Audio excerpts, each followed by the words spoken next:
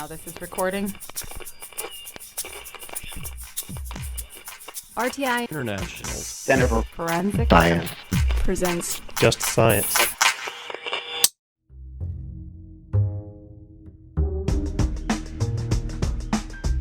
Welcome to Just Science, a podcast for forensic science professionals and anyone who is interested in learning more about how real crime laboratories work. In episode 7 of the identification season, Just Science interviews Carlos Gutierrez, a lecturer at Chaminade University of Honolulu, about the new field of forensic microanthropology. After finding an unidentified bone, forensic anthropologists must determine if it belonged to a human or an animal. If it's an animal bone, they can move on to other casework, but human remains require a much more involved and sometimes more expensive forensic processes. For developing countries, these tests can be too expensive and time-consuming. With limited resources and tight timelines, Carlos Gutierrez wanted to find an affordable and timely way to analyze remains and differentiate between human and animal bones.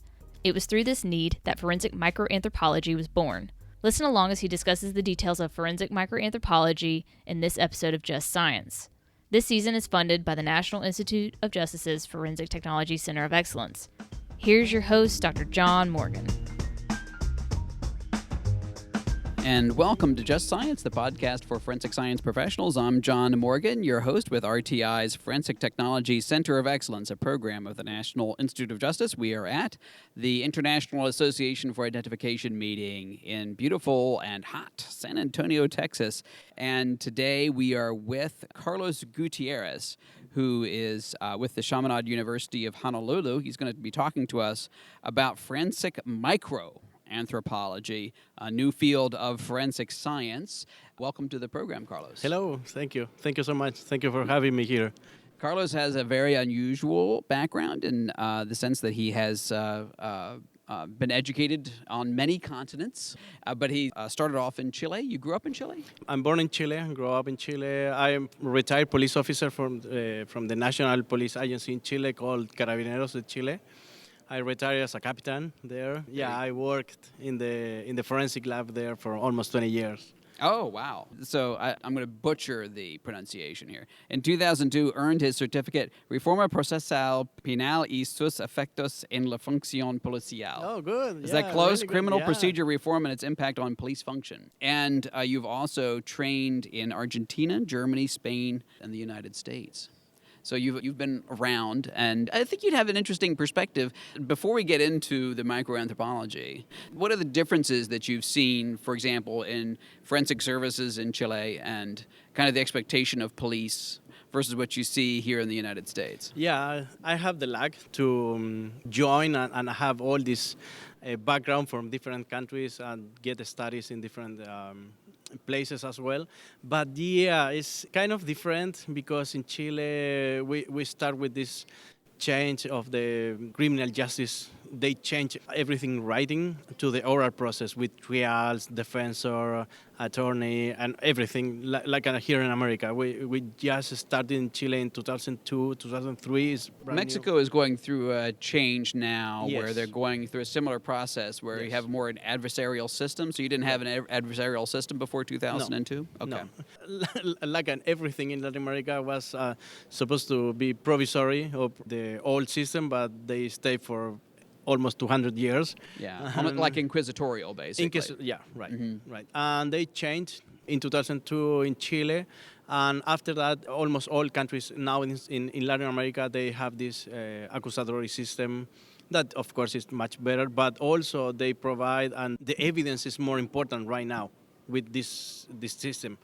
All the criminal process, the crime scene investigation, the chain of custody, everything changed. We don't have the way you have here in America to, the defense. That is brand new for Latin America. That's why I traveled a lot to provide this new knowledge with Chaminade University and also with True Forensic Sciences to go to different countries in Latin America and teach them this new way. It's new, not new for America, but for us as a Latin American, is kind of new. All the scientific part. I just back from Argentina. They had the first Latin American conference from bloodstain pattern analyst, and that is new. I mean, that So they've association. never had a bloodstain pattern analysis in that all is- of Latin America? In all Latin America. I mean, Wow, that is okay. new. Everyone know the association born in 1983, but in 2018 was the first meeting in Latin America. I mean, we are really a step back from the rest of country, and that is one I took as a personal goal and mission to provide this new knowledge from all Latin America as much as I can.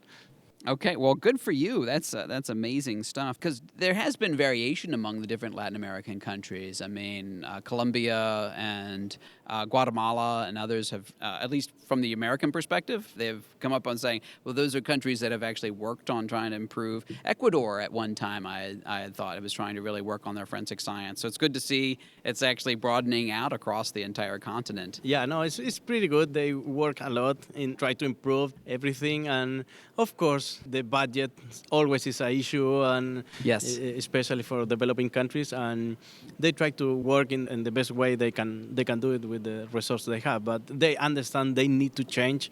Some of the head of the agencies is still with the old system, and they sometimes don't understand the importance of the crime scene or all this part of the new system. But yeah, they take some time. So, forensic microanthropology. So, let's talk a little bit about that. Listeners to Just Science know we've actually had another individual from Chaminade University on, David Carter, talked a little bit about his work with respect to using microbial populations pre and post mortem and matching those up.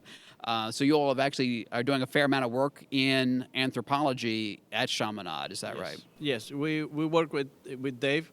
Dr. Carter is actually the director of the Forensic Science program on Chaminade University. I am lecturer there. I'm teach crime scene investigation. I'm part of forensic anthropology and, of course, forensic microanthropology. We make a really good team now with Dr. Perot as well.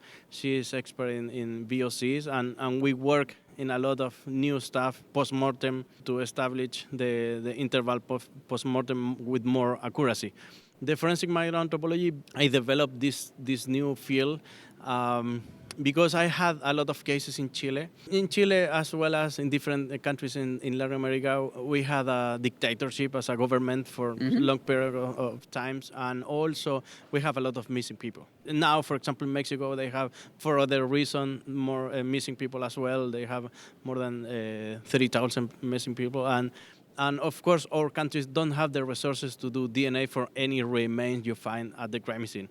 Right. Because you don't know it's a human or not human. Even you don't know it's a bone or not when the evidence is too fragmented. The idea with this forensic microanthropology was born because I had a lot of cases, as I told you before.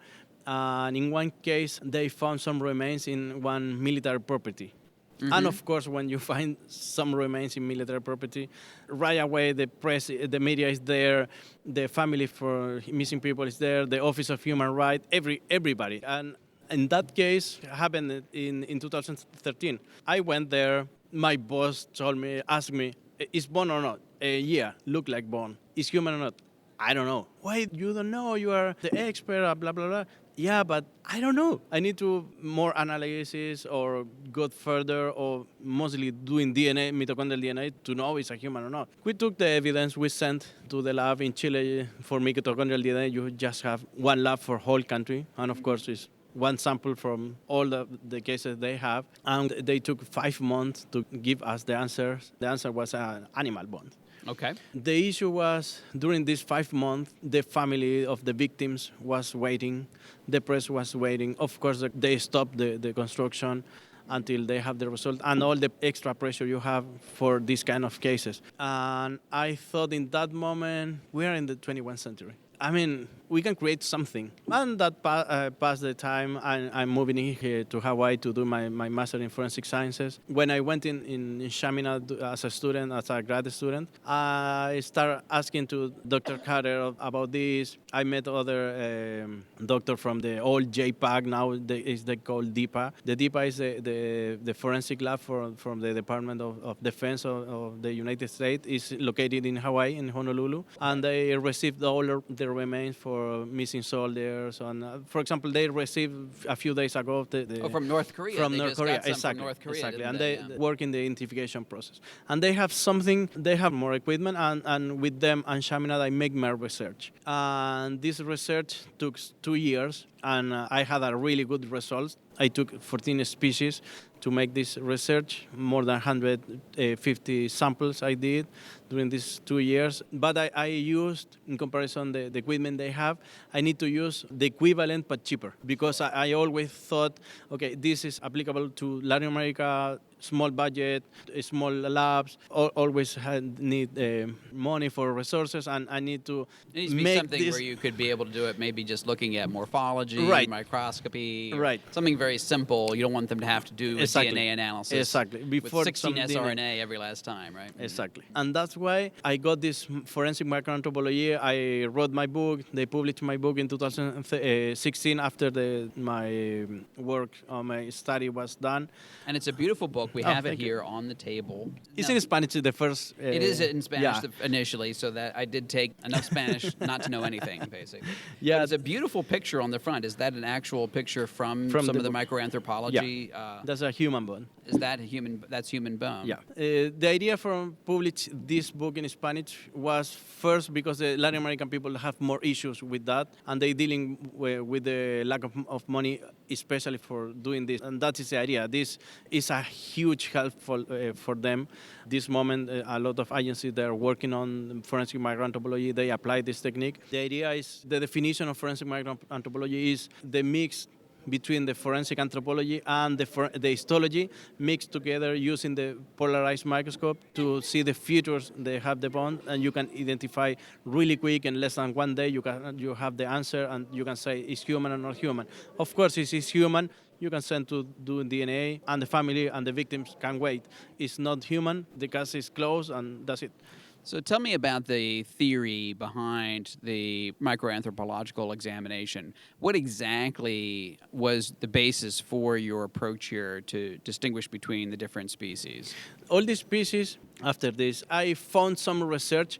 Actually, I found a thesis for PhD degree, but from the 1916. 1916. Yeah, the It's beginning. only of 100 years ago. Right. Yeah. Mm-hmm. Was a doctoral thesis from Dr. Foods, and they described some difference between the human and other human bones, but they use frogs and other animals. But of course, in 1916, don't have microscope with cameras or nothing, and they draw everything. And that kind of research was really limited with just one bone and a few other samples from other animals. The idea from this research, of course, is using the technology, using other really easy equipment you can buy, I don't know, in Home Depot or whatever store you have, and using the polarized microscope and the polarized light to see the features of the histology of the bone. And you can see the difference between the human and non-human. Of course, in some cases are more difficult because the human is animal who the growth is really slow. Of course, in other animals are slow too, but no slow. The human is slower. For example, a horse, and you can see similarities, but of course you can see the difference as well. Let's take an easy analogy, tree rings, right? So basically the rings of growth of the bone demonstrate that the human is growing more slowly than other animals. And so you can basically kind of reconstruct how fast the person grew. And you don't have to go to that length, I assume, but the morphology It's kind of represents doing that. some comparison using the morphology between the human and other animals. For example, other animals have other features like ferrolamellar bone because that is exclusive, for example, for animals. If you have this ferrolamellar bone in your samples as evidence, you can exclude immediately that is not human. Done. You close the case. Okay. It's easy like that. Quick like So that's that. just a macro examination of Right, the bone right, in that case. Right, Okay. right. Because the idea for forensic anthropology, the anthropologists on the main question they need to answer for attorney or defense or whatever, is bone or not. After that, is human or not human. But what's happening if they just have a fragment? They cannot say it's a human or not, or it's a bone or not. That's why the forensic microanthropology start working, give quick answer for the families also. That is most important, and provide this information right away. You can work in the field you can bring your polarized microscope. That's it. Because in most cases, the bone will be an animal bone, right? And so that also helps you to prioritize, because it's even more than it's just going to take 5 months. It's like, do you really want to spend that much time on something that is an animal bone? Whereas if it's a human bone, okay, now I know something. I know that there's a value to going to that next level and trying to do the more difficult, expensive forensic analysis. Right. That is the main thing. And also, for example, to do mitochondrial DNA, one analysis is cost around the average, of course, $1,000 to $2,000 one sample each. I mean, with forensic microanthropology, you spend $30, $20, $30. That is the main difference. I mean, it's... So tell me which species you were looking at. Which you said you looked at 14 different species. Yeah. So in addition to humans. We use horse, dog, cat, some goat, swine, different normal animals you can find in every place. And we use some studies from the medical examiner office and with that study, we know, okay, this is more frequently kind of bone or the remains they can find at the crime scene, and they do in DNA, okay. And we try to figure out and looking for this kind of samples to do this comparison. Yeah, very interesting. Did you do any animals that were unique to Latin America? Alpacas or llamas? Llamas. Yeah, llamas. I'm trying to remember my species. Yeah. No, it's fine. But llama is included in the book. Is it? I had the opportunity to have this kind of sample, and I include the llama. Of course, I include the mangus. Is one species we have in Hawaii. Oh, okay. Yeah. Okay, it's so special for opossum as well. We have a really good fun time to try to collect these samples, and it was really hard, but. And the biggest problem really generally tends to be some of the, I assume, like a swine or cattle bone would be the hardest ones to distinguish in general, or not? We thought the same, but was the easiest one because they have some unique features just for animal, and they can exclude right away from the human. Okay. Was a really good one to analyze.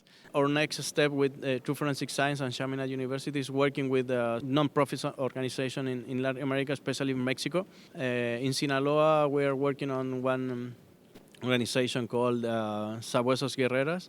This organization is created for moms or wives from missing people in this state in Mexico.